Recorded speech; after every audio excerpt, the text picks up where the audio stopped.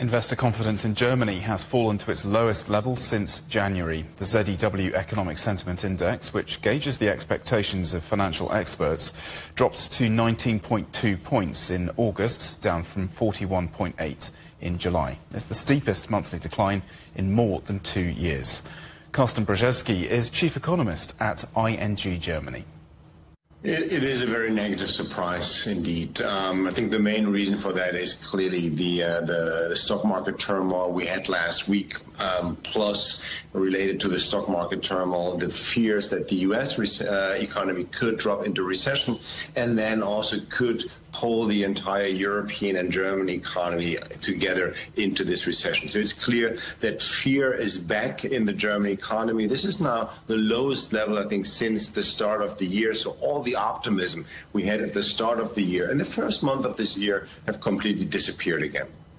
And is that fear of a U.S. recession the main reason, do you think? It's a combination of several factors, and I think, yes, the fear of a U.S. recession is clearly one of the main drivers.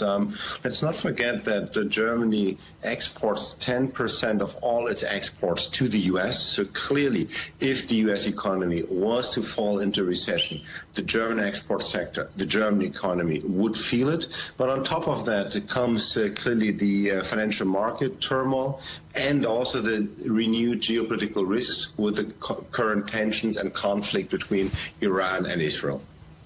Now, this fall in economic sentiment is the largest month-on-month fall since July 2022.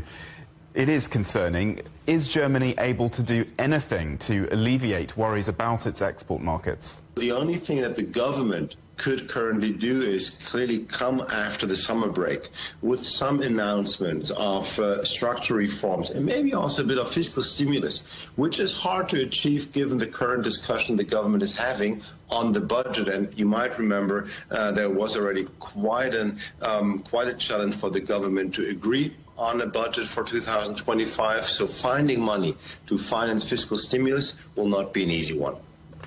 And what about the situation in China? Are there any glimmers of hope there with imports rising? Well, I think when you look at the global economic picture, it is hard to find these glimmers of hope currently. So the U.S. economy, one way or the other, will slow down. I still think it's going to be a soft landing, but of course there will always be the risk that it's going to be harder than only a soft landing. When we look at the Chinese economy, we also saw a better than expected start to the new year, but then things have slowed down again.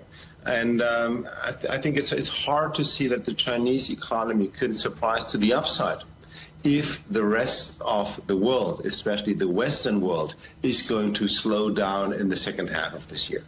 And what does this gloom in the German economy mean for the wider Eurozone economy?